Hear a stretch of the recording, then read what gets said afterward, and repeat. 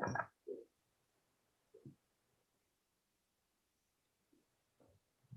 evening, everybody. Welcome to the Town of Cicero Planning Board meeting. My name is Mark Marzullo. I'm the chairman of the planning board. We're going to start with an attendance of the planning board team members, starting with the planning board itself. Mr. Rosito. Present. Mr. Abbey. Present. Mr. Snyder. Mr. Snyder. That's a given. Mr. Bloss. Here. Mr. Maurizio. I'm here. Our planning board clerk, Cindy Chamberlain. Here. Director of Codes Enforcement, Steve Procopio. Present. Engineer for the planning board, Mark Parrish. Here. Attorney for the planning board, Neil Germain. Here. Town board member and liaison to the planning board, Nancy White. Here. And planning board member, Judy Boyke. Here. Welcome, everybody.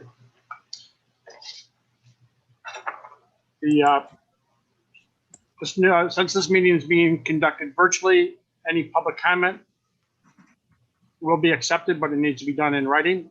You can do that via email, postal service, or fax, and send that to the Code Enforcement Office, and you can find that information on the town website. Some kind of exciting news with this COVID and these meetings that we've been doing virtually. Starting next meeting, Michael is ready to allow public comment to be done with us on screen here. So we will start that process as well. Be offering either method, either in writing or in person over the internet here. Mr. Snyder, would you join us? Would you lead out the Pledge of Allegiance, please? Pledge allegiance To the flag. To the flag. United States of America. To the To republic Which which it stands stands, one nation, under God, indivisible, with liberty and justice for all. Thank you for that. The first item on the agenda is the approval of the minutes from February 17th. Mr. Sydney, there was one little change on page 10.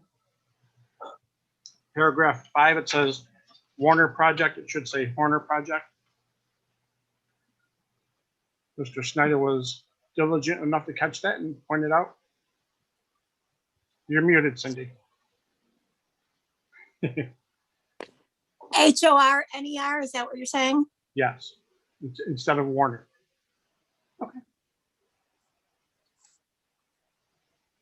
Anybody else have any questions or comments on the agenda? move to be approved as corrected. Motion for approval by Mr. Snyder. Do we have a second? Second. Who was that? Mr. Bloss. Second by Mr. Bloss. Mr. Rosito. Yes. Mr. Abbey. Yes. Mr. Snyder. Yes. Mr. Bloss. Yes. And I vote yes. Minutes have been approved. We'll go to the first item on the agenda. This is for Leslie Ann Associates. Tonight, we're going to be getting a presentation on the traffic study. Good evening, gentlemen. Welcome back. Thank you. Yeah, you're good. Go ahead, Mike. Mr. Chairman and members of the planning board, thank you very much. Do you want to see Bragman?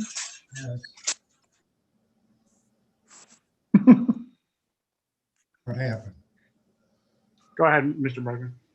As I was saying, Mr. Chairman and members of the board, thank you very much for your continuation of these meetings in regard to our petition for a zone change of 64.5 acres project that would be known as the farmstead. Subject to your approval, of course, Hal Rollins will will provide an update. And then Gordon Stansberry from GTS Engineering will provide his traffic study presentation. And then if we might end our part of the meeting, we'll all be available for questions and answers, of course, but Bob Horner will then make some closing remarks. If that's all right with you, I would ask Hal Romans if he would proceed. Yes, please. Thank you. Good evening. The Horner Farmstead is currently zoned agricultural district. According to the town zoning code, agricultural district has permitted uses including agricultural use, one family dwelling with minimum 1 acre size lots, and private garages. Garages have certain restrictions.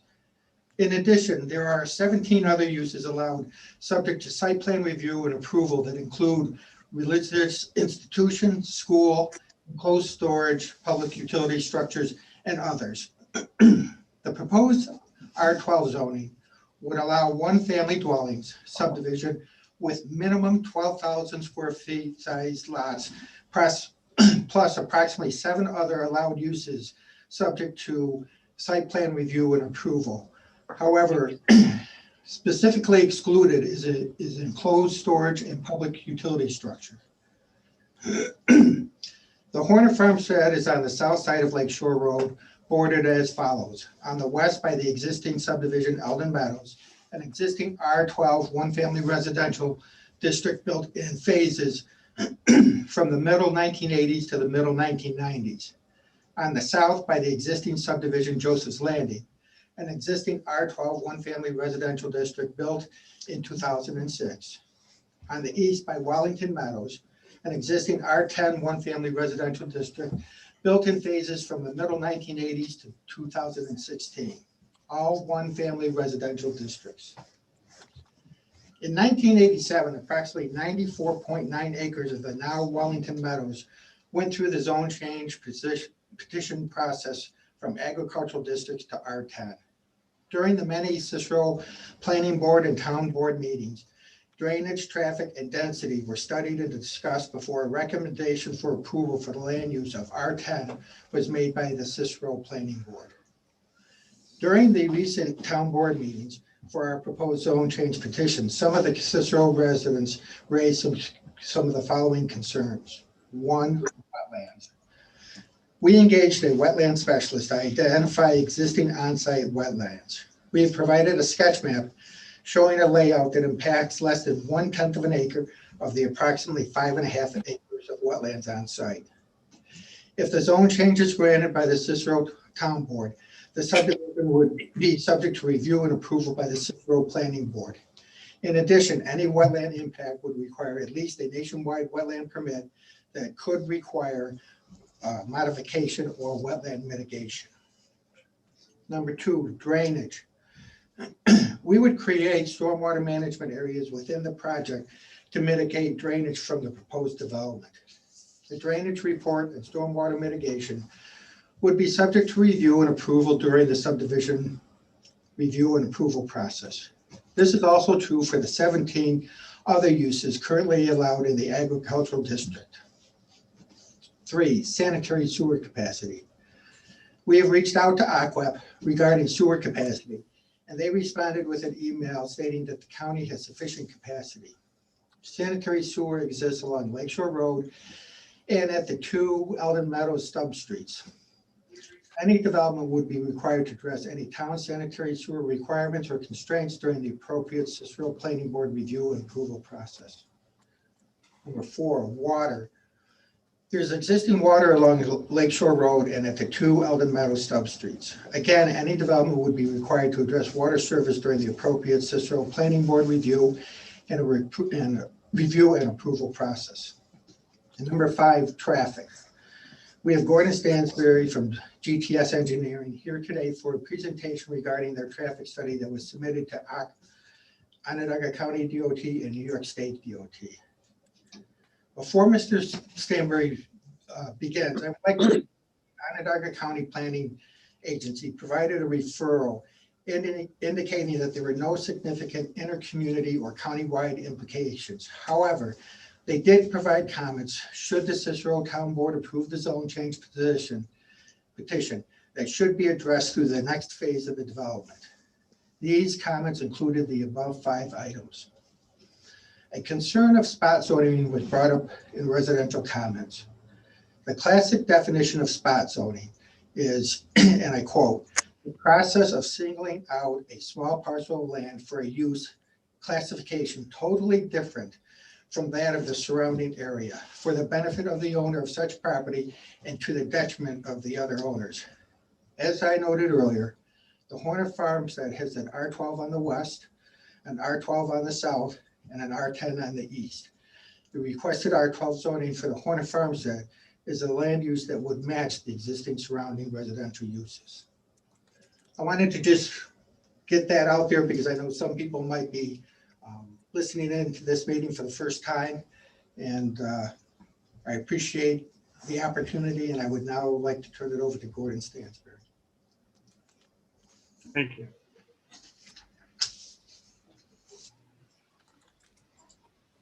Sorry, I took a second there to unmute myself. Everyone hear me okay? Yes. Okay, I just want to give you a quick walk through the traffic study that we completed for the project. Initially, we discussed with Onondaga County DOT, and they defined the scope of the study area, which included the intersection of Lakeshore Road with Whiting Road, the site access, and then the other end down at the Route 31 intersections with Route 31 and the Spur Road with Lakeshore Road. We collected new traffic counts during the weekday morning and evening peak travel periods, as well as the Saturday midday peak travel periods on January 5th and 6th, 2021. Oh, no, I'm sorry. We did not do Saturday for this project. It was focused on the weekday. The understanding that the traffic volumes on the roadway today are obviously impacted by the COVID pandemic.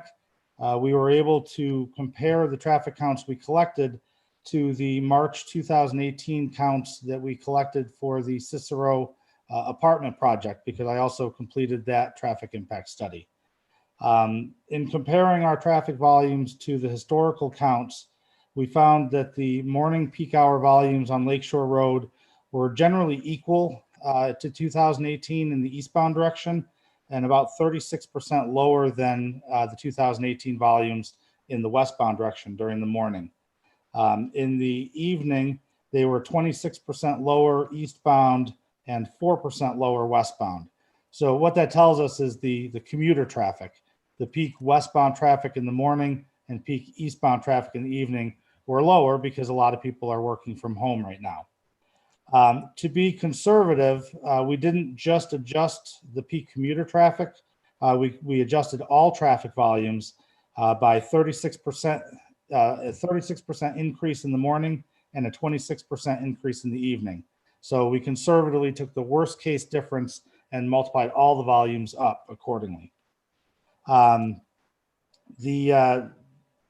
After we applied the adjustments, we also applied some lessons that we learned when we did the Cicero apartment study. We converted all of the traffic volumes from January volumes to July volumes to represent peak summer months. So this was an additional increase of 19.3%. So ultimately, the traffic counts that we collected this year were adjusted from anywhere between 45 to 55% increase. Even with all of these adjustments, the traffic volumes passing the actual site driveway location on Lakeshore Road are relatively low. I'm sure that everybody understands, as you travel down Lakeshore Road from, say, Mud Mill Road to Route 31, you gain traffic as you pass each residential neighborhood. So while you have heavier volumes down at Route 31, the western end where the site is located, volumes are generally low, about 200 cars in each direction during the peak hours. With only 200 cars passing the proposed site driveway location, we have no concerns at the site driveway itself. There are plenty of gaps in traffic at that location. There are good sight lines in each direction from the proposed driveway location, and no capacity concerns, which I'll get to in a moment. The next thing we did is we completed an accident history analysis for the entire corridor of Lakeshore Road from Route 31 out to Whiting Road for a 3-year period from February 2012 to January 2020. In that time, there were I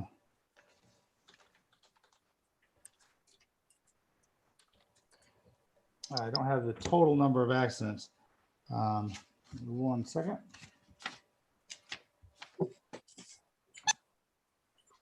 There were 64 total accidents or actually 78 total accidents in the study area, with 64 accidents occurring at intersections along Lakeshore Road and 14 accidents along mid-block sections. The accidents, 46% of the total accidents occurred at the Lakeshore Road Route 31 intersection, which is the highest volume area. And that is calculated out to be a high accident location compared to statewide averages. The remainder of the accidents along Lakeshore Road between 31 and the site were relatively scattered, with 6 accidents at Snowshoe Trail, 4 at Belnor, 4 at Weaver, 3 at Backstretch, 2 at Carminica, 2 at Torchwood, 2 at Button, 2 at Mud Mill, and 3 at Whiting. So none of the other intersections along the corridor would be considered high accident locations, with only 2 to 3 accidents at most intersections over 3 years. Looking at the entire corridor of Lakeshore Road for a link accident rate, we found that the overall accident rate is below statewide averages for a similar facility. So while we do have some accident concerns at Route 31, the overall corridor is a typical 2-lane roadway. The proposed development's assumed to be completed in 2024. Therefore, we applied 3 years of growth using a very conservative 2% annual growth in traffic between 2021 and 2024. We also added in the trips associated with the Cicero Apartments development, as well as the build out of the Lions Run development to conservatively maximize the volumes on Lakeshore Road. The trip generation estimate for the development, 122 homes, was completed using the IT trip generation, which yields 67 cars exiting in the morning and 76 cars entering in the evening, the primary commuter routes. It's important to note here that many people think that 122 homes are going to generate 244 cars, or two cars per house. That just is not the case with any residential use for a number of reasons. One being people go to work at different times. Some people may leave for work at 6:30, some may leave at 7:30. Some people may work from home, some people may work evenings, some people may be retired. The trip generation rates are generally a vehicle per unit or less, and have been confirmed through many studies throughout the area that the IT numbers are very reliable. So with that, the traffic volumes generated by the development were distributed through the corridor based on existing distributions. And then the capacity analysis indicates that, as I noted, there's no concern at the site driveway location, given the traffic volumes on Lakeshore Road in that area. And as I noted previously, we acknowledge that volumes do build as you go down Lakeshore Road with all the residential developments. So there are capacity long delays noted turning off of Lakeshore Road onto Route 31, primarily during the morning peak hour. The overall development is not expected to significantly contribute to that value. We only show an increase of delay of about 3 seconds resulting from this development, because this is a relatively small development compared to the number of homes in the area. The actual increase in traffic that we're projecting at Route 31 from this development is only about 30 cars, or a 4% increase in traffic. The Onondaga County DOT has reviewed the study and did provide comments back. They concurred with the findings of the study. New York State DOT also responded.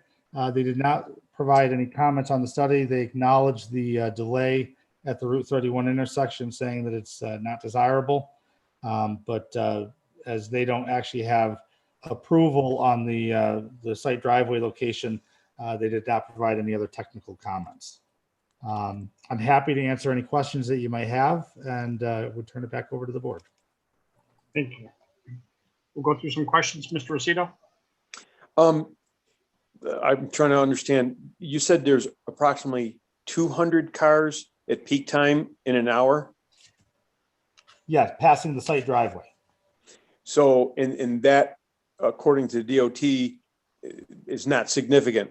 Is there a number that would be significant? Because it seems like we do these studies and it always comes back, or quite often, not always, that it's an insignificant number of cars. Is there a number that would be over the top?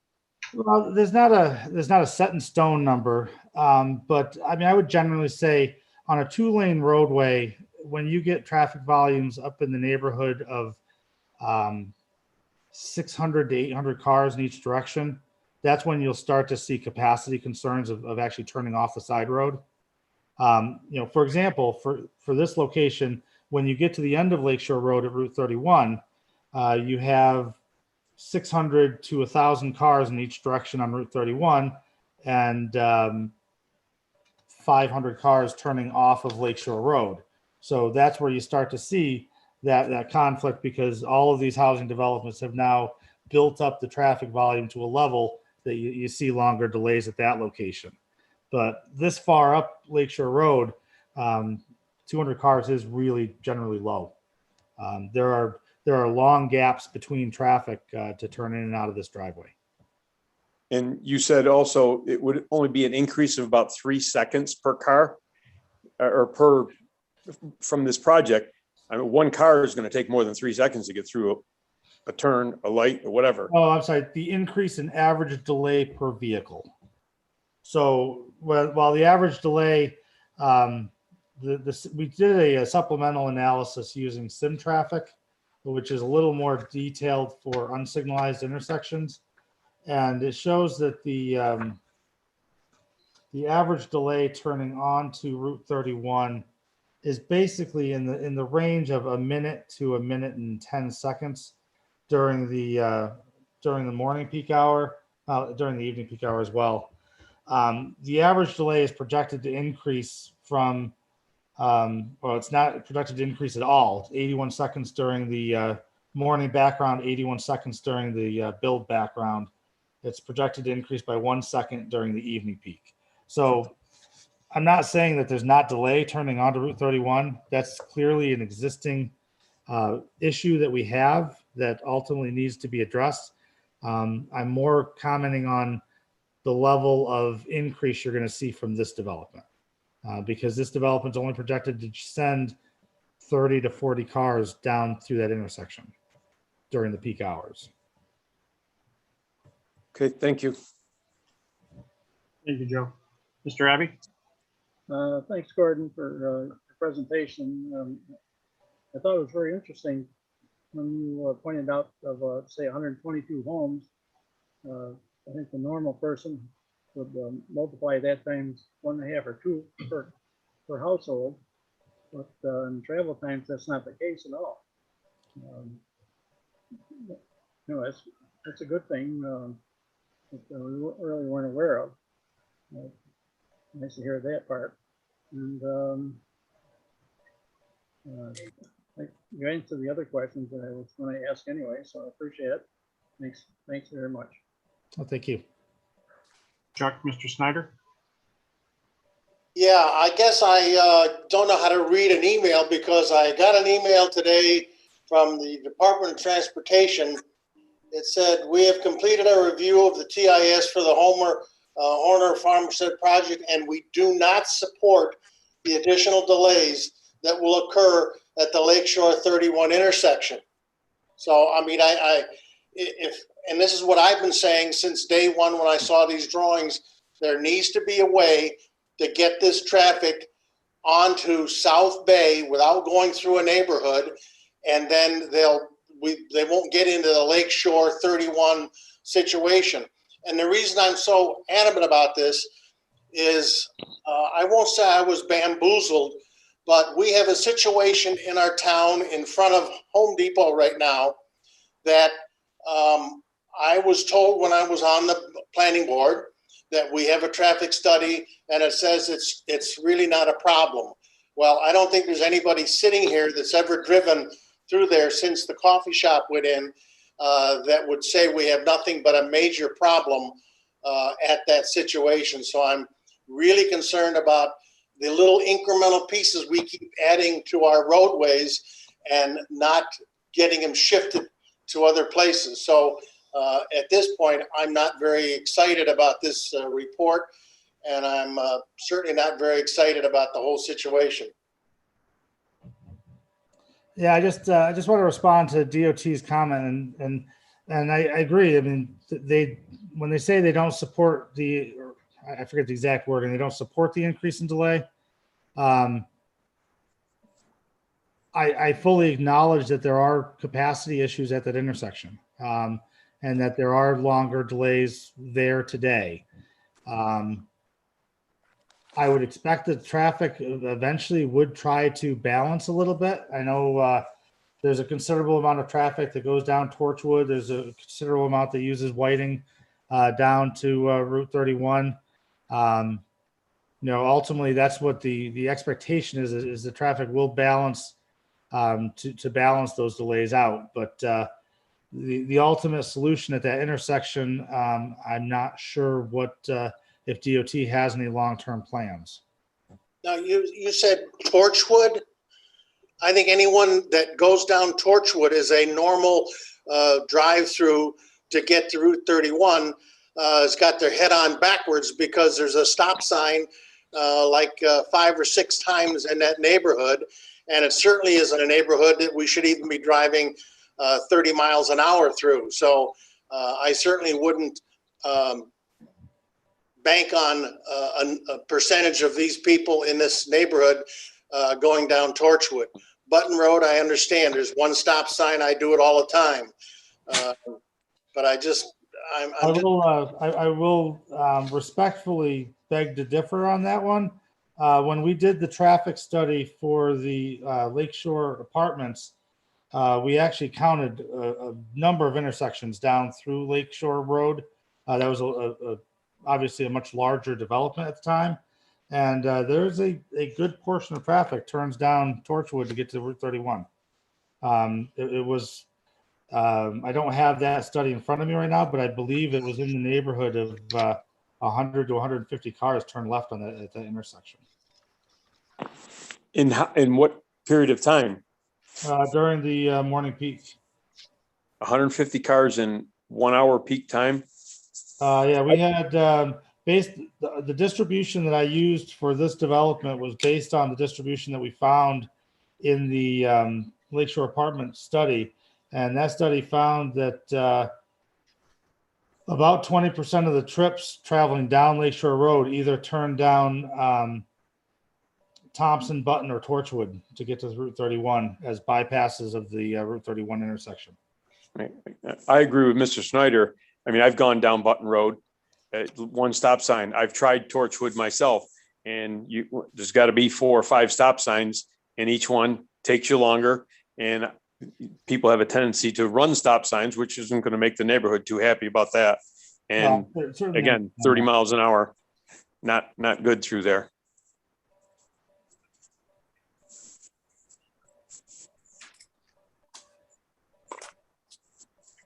Don, you're on mute. Mr. Snyder, you're on mute. Oh, I'm sorry. Gordon, on this, I didn't see any of your maps here that indicate Torchwood traffic. I mean, did I miss that? No, there's a note in the distribution. We didn't, the Humboldt County DOT did not require all of the intersections along Lakeshore Road that we were required to look at when we did the apartments. So that intersection is not specifically analyzed in the study. That's all for now, Mark. Thank you, Don. Mr. Bloss? I got a quick question, or maybe I should say a comment, because I'm not a traffic engineer, but there seems to be a lot of discrepancy as to how many cars are coming which way, turning and everything. And I'm going to take Lakeshore Road that they're saying in the morning they would have 364 cars coming to Route 31 and turning right, on which would be west, on 31. I got another report that was written quite a while ago, matter of fact, several years ago, and they're saying at the peak there was 930. And then they also, in the evening, if you were proceeding east on Route 31 and you turned left onto Lakeshore, their number is the modern day is 345. And back in 2006, it was 1,090. What am I doing wrong here? What am I reading that's not correct? A couple of pieces on there. First off, the 364 turning right in the morning. You're looking at figure 2 in my report, which is Yes. that's the traffic counts before we added the 36% adjustment. So those are the traffic volumes today that are low because of COVID. People are working from home, so I fully agree that 364 is a small number. If you go to figure 3, that number has been adjusted up to 500. I have never seen numbers in the range of 900 to 1,000 cars turning on and off Lakeshore Road from Route 31. Anything that I've looked back at past studies has been in that range of that 500 vehicles that I adjusted to. Well, I don't want to name the company, but their name is on the sheet of the paper that I got, and they even predict in 10 years what the traffic would be. That report was done in 2006, so 2016, obviously we were more. But their counts are a lot. I mean, I just took one example. I spent time to go through all of them, and they are way higher than your count. I don't understand why. I lost myself. I mean, I have traffic counts that I did in 2018 that we don't fudge numbers when we count the traffic. That's what we counted. I've never seen numbers that high. If you could share that information, I'd be happy to look at it and discuss it. But without being able to look at it, I really can't comment. Yeah, I can share that information with you. Yeah, I can email it to you, or you can. We'd love to look at it. Yep.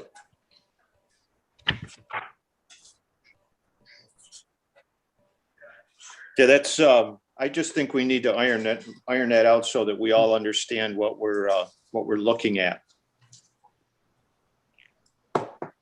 I'll get together with you though and get your email. Okay. You all set, Don? I'm all set. Thank you. Mr. Maurizio? No further questions from me. The comments that I was going to say were already reflected by others. I'll just add, in addition to adding additional traffic slowly through various projects, it's not just the 31 Lakeshore intersection that concerns me. It's the continual backup we get from 81 and Route 11 and that whole sector. The idea that traffic will balance out by going down Torchwood or Button doesn't sit well with me. I mean, rerouting traffic through a residential neighborhood doesn't seem like the best solution. Thank you, Mark. I was going to also mention it's the New York State Department of Transportation that we received an email today on. It was from Betsy Parmalee, and I'll just read her comment on that one intersection in question. It says, Gordon, we have completed our review of the TIS for the Horner Farmstead project, and we do not support the additional delays that will occur on the Lakeshore 31 intersection. Just so we have that for the record. And Gordon, you said that the delays at that intersection right now, can you repeat those, please? Based on the sim traffic analysis, the peak hour delay turning on to Route 31 from the end of Lakeshore Road is right around a minute to a minute and 10 seconds. And so that's expected to increase by 3 seconds per vehicle after this project is. Yeah, an average of 3 seconds. An average of 1 to 3. So I'm curious, I mentioned before, I kind of live in that same area, and I don't go 31 to 81 when I go to work in the morning because of the traffic. I take Northern Boulevard. Do you assume all the vehicles are going to go to 3181, or how does that work? No, again, we looked at the traffic volumes from the Cicero apartment study, which included counts at the Button Road intersection, the Torchwood intersection, additional intersections along there where people do turn left to travel down to Route 31. And I think the reason some people may take the Torchwood is because that comes down directly across from Thompson, which is your route down to Northern Boulevard. And then, so based on when we look at the traffic volumes heading westbound on Lakeshore, we look at it and say, 15% turns left on Button, 10% turns left on Torchwood. I'm just guessing at numbers right now, but we use that same distribution for our traffic. So based on how traffic is turning off of Lakeshore today is how we distribute our traffic down through the corridor, assuming that the proportions would be similar, which is the standard for how you would distribute traffic. And there's been some questions about whether or not it's feasible to bring this subdivision out to South Bay Road. Is that an option for you all or no? Can you repeat that? You were a little garbled. I didn't hear that. Yeah, there's been some discussion about it would be kind of nice if this subdivision came out to South Bay Road. That way the traffic goes South Bay Road, 31, Northern Boulevard. That's not something that I would be able to respond to. Hal, do you have anything to offer on that? We do not control property that goes out to South Bay Road. Our property comes out on Lakeshore Road. We have the two stub streets at Eldon Meadows.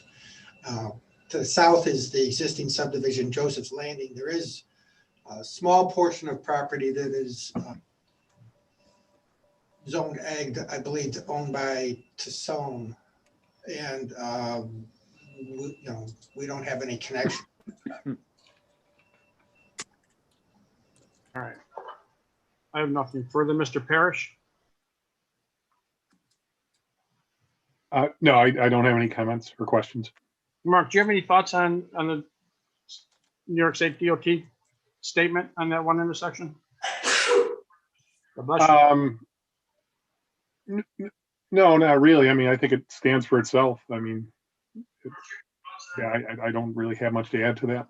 Okay, Mr. Procopio? I'm all set, thank you. Mr. Germain?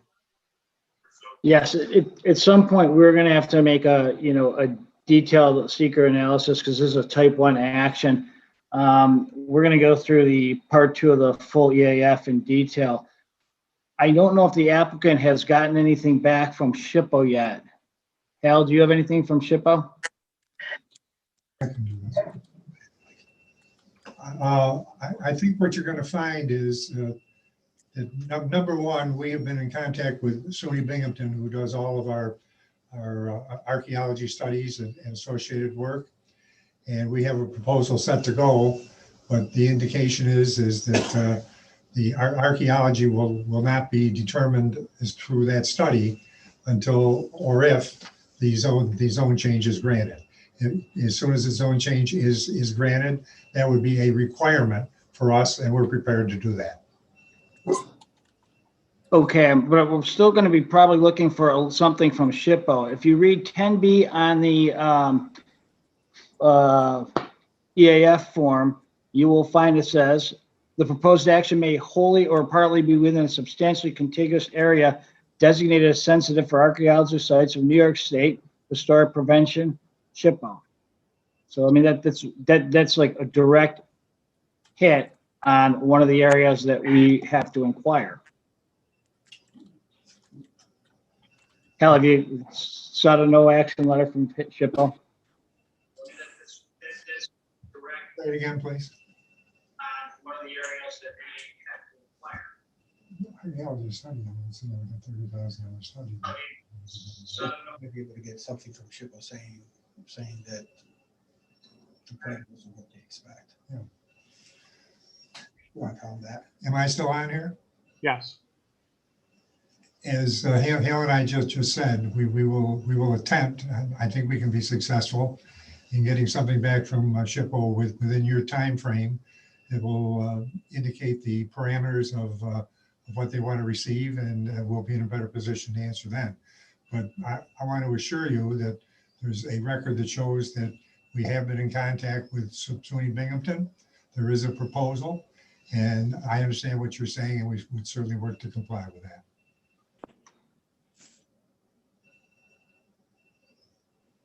I don't have any further questions. Okay. All right, that'll conclude this agenda item, and we'll move on to the next. Thank you very much, everybody. Thank you. Thank you. Thank you. Next item on the agenda is for the Bluff at Oneida Shores. This is the property at 9475 Bluff Circle. It's a proposed private recreational use for tennis court and basketball. I know you folks have been in front of us before. There was a question as to proper procedure. So welcome back, and it looks like maybe we're on the right track. Thank you. Jamie Sutphin. I'm an attorney representing the Bluffs at Oneida Shores. We were at the Zoning Board of Appeals on Monday night, and I'm happy to report that the Zoning Board of Appeals did grant the use variance for this private recreational use. So that the next step is to get the planning board approval. And I am going to hand this part over to Tim Coyer and Terry Horst, who are the design professionals. And I believe it's a plan you're somewhat familiar with. Thank you. I could walk through the plan if the planning board wants to revisit that. I'm sorry, can you repeat that? I can walk you through the plan again if you need me to. Yes, please. Okay, so we're proposing on the property a tennis court and a half basketball court. The tennis court will be a paved surface with a color coding like you would see. Excuse me 1 second. I'm sorry. Excuse me 1 second. Can we get the map up? Tim, do you have it? You're on mute, Tim. Sorry about that. Which is your first I can share my screen and show the subdivision, and I can bring up Terry, your, I believe I have your site plan. Yeah, if not, I have it on my screen, so. Give me 1 second. Oh, maybe I don't have your site plan. I can bring up the subdivision. Well, I can bring up my site plan, Tim, so I can do a screen share.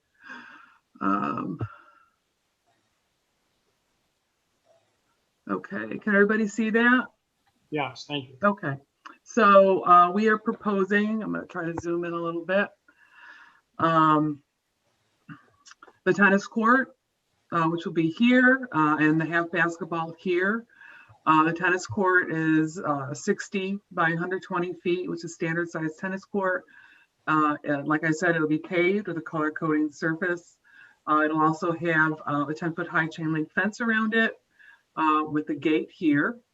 We're proposing a path, which will be a paved or hard surface for the neighbors to use to walk up to the tennis court, an additional paved area here on this corner with a patio table, and there's several benches to change your sneakers or whatnot.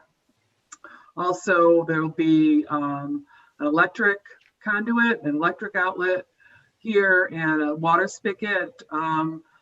For an electric outlet is just to like charge a phone or plug a phone or laptop in if you have it out there. And the water would be to maintain the landscaping as well as hose off any of the paved surfaces if needed. We're proposing extensive landscaping, some additional buffer at the edge of the cul-de-sac. There's some deciduous trees here, some larger evergreens, and then just border landscaping along here and a couple of more, few more trees, flowering trees here. There is, if you're familiar with it, there's a large evergreen hedgerow or trees. It's not really, it's hedge, it's quite large. Along the back that will be staying. So the tennis court and the basketball court will be in front of that. And then the rest of the property will remain lawn as it is. So that's pretty much what the site is proposing.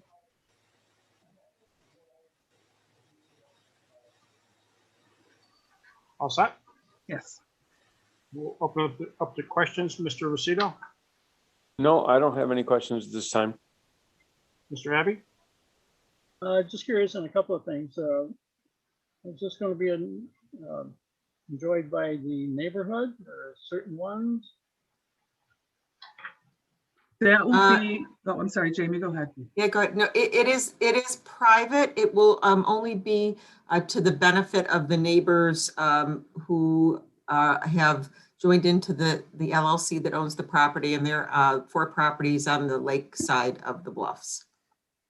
So kind of like club members, but ordinary neighbors wouldn't be able to participate in this facility. Correct. Right. It's a private facility. Okay. And I assume they have some type of organization to maintain the area?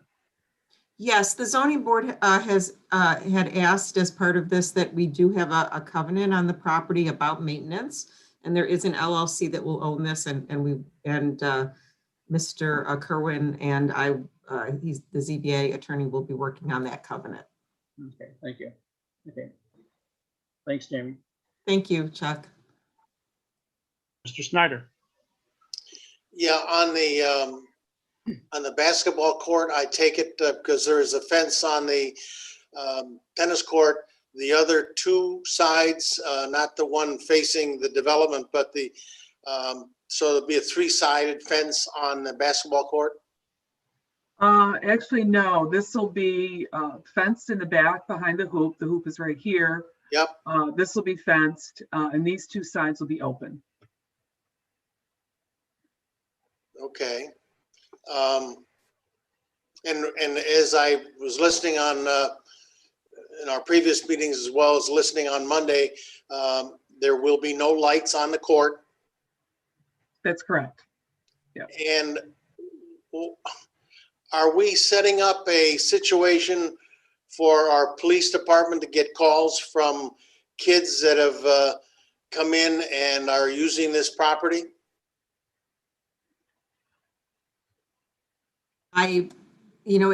It's private property, and I suppose that it's going to have to be monitored by these neighbors who own it, basically, in the same way you would monitor a piece of property that you would own. Well, I think, don't I, maybe there needs to be some signage, and that may be something you want to, show us what it might be, because obviously we do not want to set up a situation where neighborhood kids can say, well, I didn't know. That's what a teenager says, even to their parents. So maybe there needs to be a little signage that would help explain either who can use this facility or who cannot. I believe, I appreciate that, Mr. Snyder, that the way that this is laid out and the extensive landscaping and sort of the privacy of it, I wonder if it will be an issue.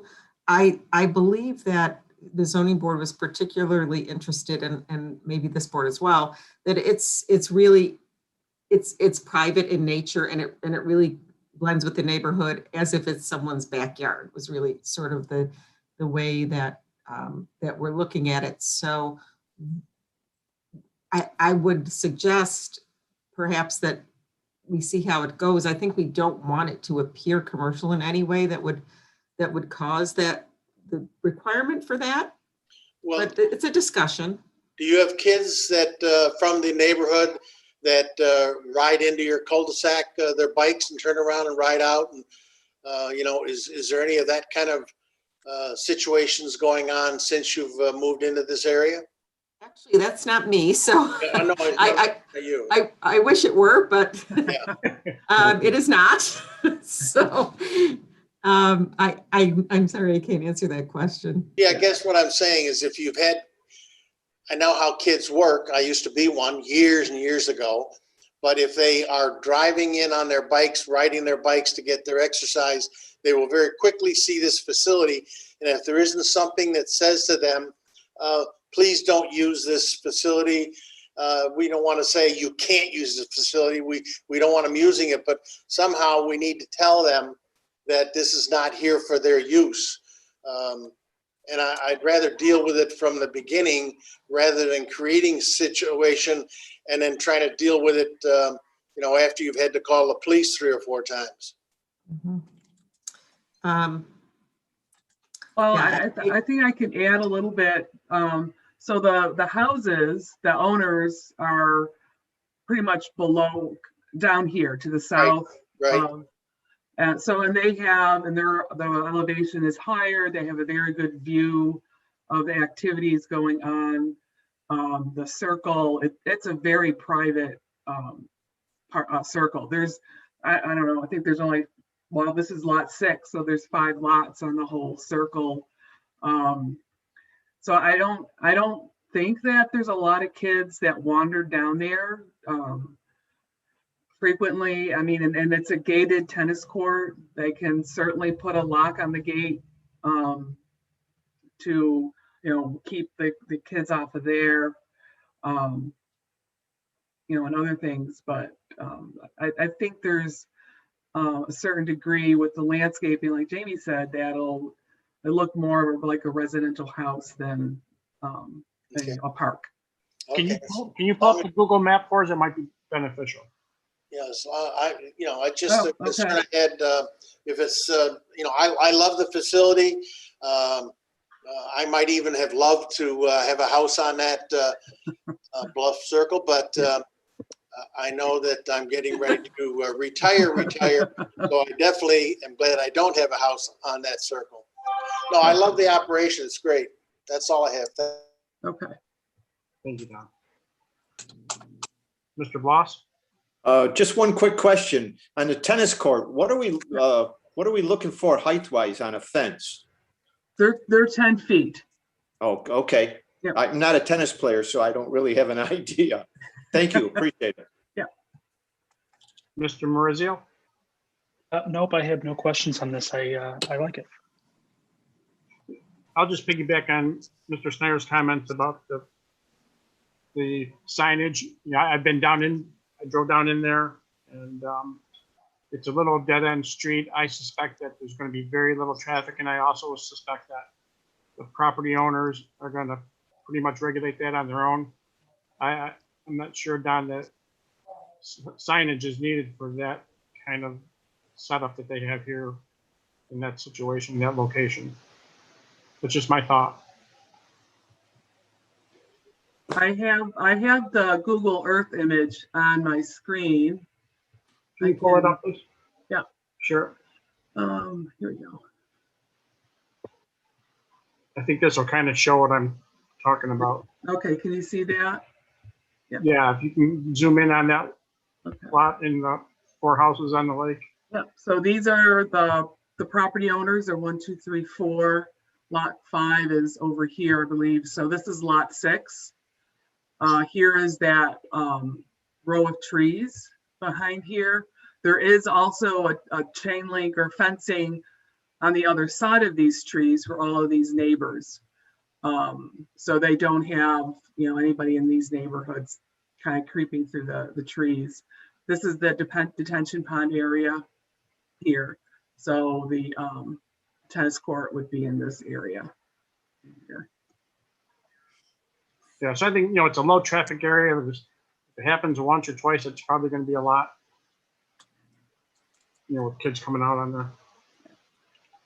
Yeah, I think if, the kids are there and someone sees them, they will come right out and shoo them away, like when I was a kid. But it's pretty private. Mr. Procopio, have you got anything?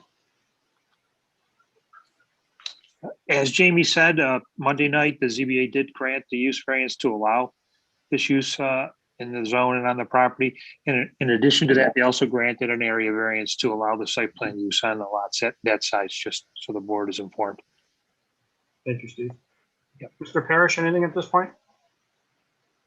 No, nothing at this point. We'll review and get comments out in the next week or so. Thank you. Mr. Jermaine?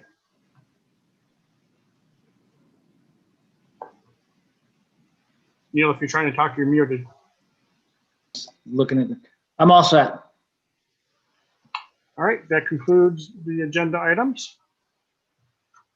We'll go on to board discussion. Comments? What's that?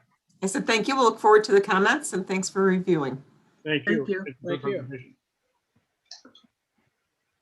Under comments, anybody from the board have any comments? I think they have enough room between the retention pond and the tennis courts to put a putting green in. And you want access? Yeah, I want to be friends with somebody who lives over there so I can practice. Hey, I did send the board members a link to some training that Steve actually shared with me. And I did attend the first training. It's an hour-long session. They're going to do it monthly. I thought that well worth the time. It's going to qualify for our training requirements. So you all should have gotten that email. If you have any questions, please feel free to reach out to me. If there's nothing else, do we have a motion to adjourn? Motion to adjourn. Second. We have a motion and a second. Meeting is adjourned. Thank you, everybody.